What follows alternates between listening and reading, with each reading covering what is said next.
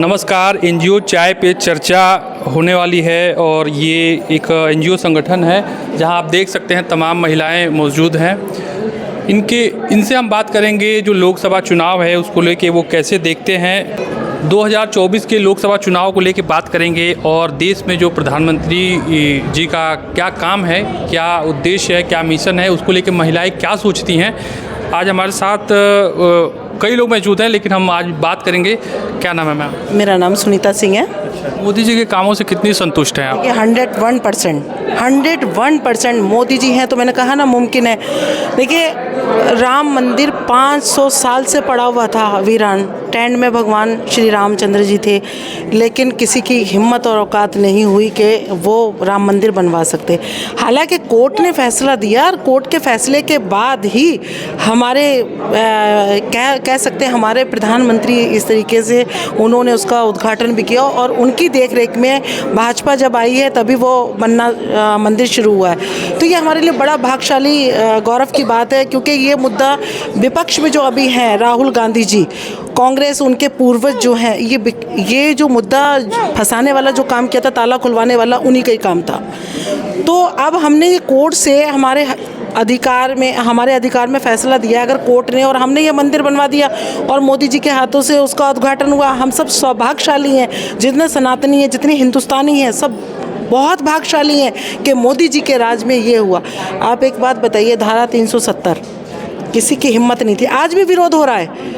एक देश, एक झंडा, एक ही प्रधान, ये हमारा होना चाहिए। तो और क्योंकि हमारा देश तो हिंदू में, हमने तो कहा था कश्मीर में, हमने कहा हम हिंदुस्तानी ऐसे हैं, इस देश के हिंदुस्तानी ऐसे हैं कि अगर हमारा अतिथि आता है, कोई भी हमसे प्यार से कुछ मांगता है तो हम दूध की जगह खीर देते हैं। अगर हमारा वो मांगेगा कश्मीर तो हम उसको चीरने का मौका रखते हैं। मोदी जी ने जो किया है किसी के बस की नहीं थी, और मोदी जी ने बच्चों के लिए, बुजुर्गों के लिए, महिलाओं के लिए आरक्षण दिया, महिलाओं को एक जगह दी है, एक इज्जत दी है।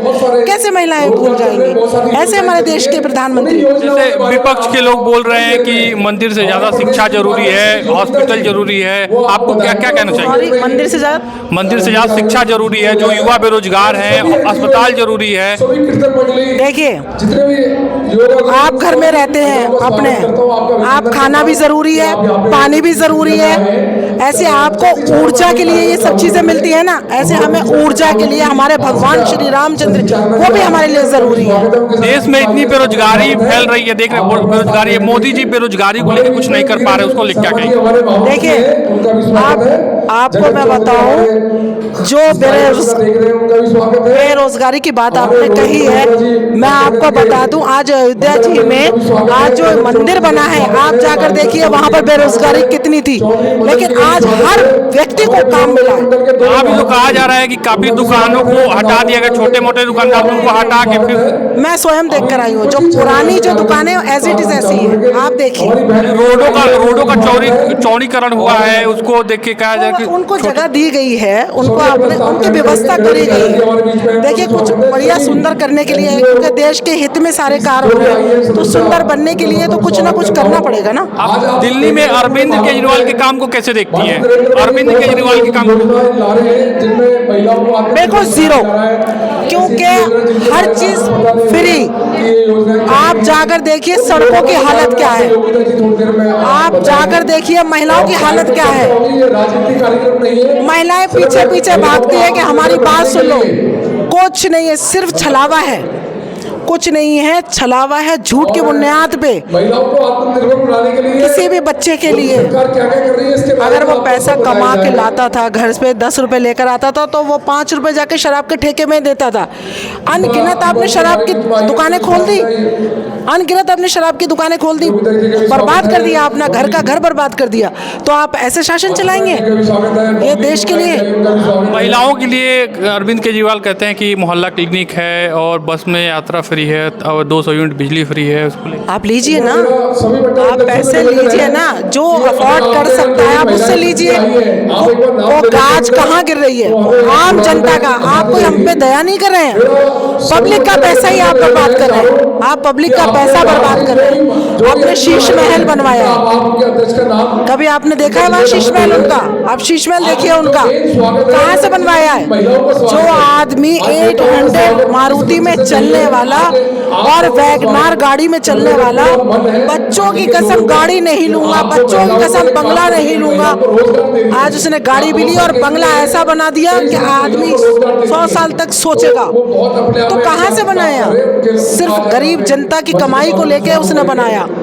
ऐसे तो बीजेपी पे भी आरोप लगते रहेंगे, उनके जो जितने भी मुख्यालय बन रहे हैं, कार्यालय बन रहे हैं, सब सरकार के पैसे से। नहीं, वो गलत है। हम जैसे लोग कार्यकर्ता सब थोड़ा थोड़ा चंदा जो हम लोग अपनी स्वच्छता से देना चाहते हैं, हमारा सब कुछ वाइट है। हम किसी से ऐसा नहीं कि घपलेबाजी करके धांधलेबाजी करके हमने अगर बीजेपी कार्यालय बनाया तो हमारा सब वाइट मनी है, हमने कुछ भी किसान आंदोलन को कैसे देखते हैं? किसान आंदोलन जो सरकार से मांगे कर रहे हैं उनको कैसे देखते हैं? देखिए, किसान हमारे अन्नदाता हैं, हम बहुत उनका सम्मान करते हैं, इज्जत करते हैं। आप एक बात बताइए, आज अगर बागडोर जो ये मांग रहे हैं, MSP ये मांग रहे हैं, अगर हम इनको ये दे देते हैं, आप एक बात ये सोचिए कि जो आपने 100 रुपये किलो इनको इजाज़त दे दी, इन्होंने 100 रुपये किलो, हम इनको एक लगाम लगाई कि हम ये चीज़ 100 रुपये से ऊपर नहीं बेचेंगे, फिर ये लगाम हट जाएगी अपनी मन की। अगर 300 रुपये किलो आटा ना बेचे तो आप सोच लेना। किसानों की मांग जहां तक जायज़ थी वहां तक हमारी सरकार ने, भाजपा ने मानी है, और जहां तक जायज़ नहीं है तो भाजपा उनसे बातचीत करने के लिए, ये तो दादागिरी आप दिखा रहे हो। आप अपने ही देश में इस तरीके से बैरिकेड लगवा रहे हैं, आप इस तरीके की हरकतें करवा रहे हैं, ये मैसेज कहाँ जा रहा है? कितना गलत मैसेज जा रहा है ये? आप किसानों को आप देखिए ना कि कितना गलत में अपने ही देश में हमें बल का प्रयोग करना पड़ रहा है। तो किसानों की जो मांग है कि MSP पे जो सरकार गारंटी दे, तो सरकार क्यों नहीं दे रही है?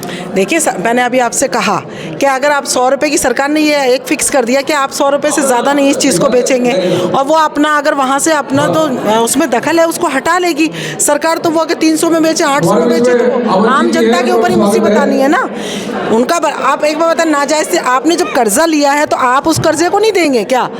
अब वो ये कह रहे हैं किसानों का सारा कर्जा माफ़ कर दो, बिजली का बिल माफ़ कर दो, तो देश कहाँ जाएगा? गर्द में जाएगा ना देश। तो अगर देश के हित के लिए कोई सोचता है तो ये काम नहीं करेगा।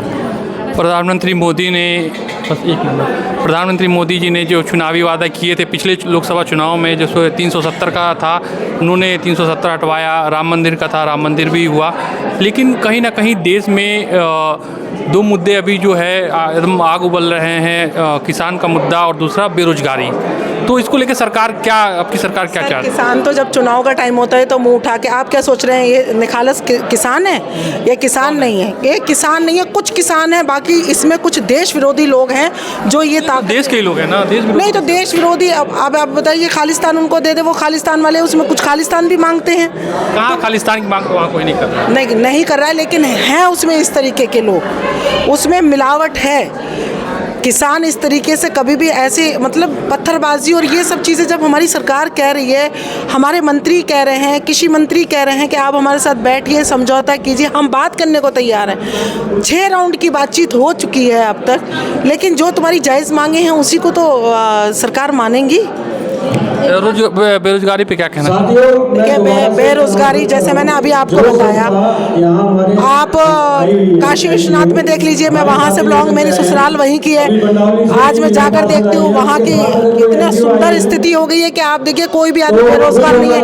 पहले लोग गांव छोड़ के शहर में आते थे, आज मैं आपको बता रही हूँ इस बार जब से मोदी सरकार आई हुई है, भाजपा आई हुई है, जब से गाँव के लोग गाँव में ही रहना पसंद कर रहे हैं, क्योंकि गाँव में उन्होंने इतनी उपलब्धि कर दी। आप एक बात बताइए, अरविंद केजरीवाल ने तो अभी दवाइयों में घोटाला किया, कितना घोटाला दवाइयों में किया, शराब की तो छोड़िए, आदमी की लाइफ जिंदगी से खेल रहे है ना।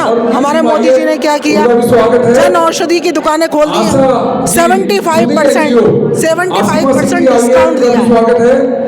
लक्ष्मी चलिए बहुत बहुत धन्यवाद आपसे बात करने के लिए। लक्ष्मी जी आइए, आज हम महिलाओं से बात किए यहाँ पे महिलाओं का क्या राय है 2024 के चुनाव को लेकर, मोदी जी को लेकर, अरविंद केजरीवाल को लेकर। आप मिलते हैं फिर किसी नए वीडियो के साथ, तब तक के लिए नमस्कार।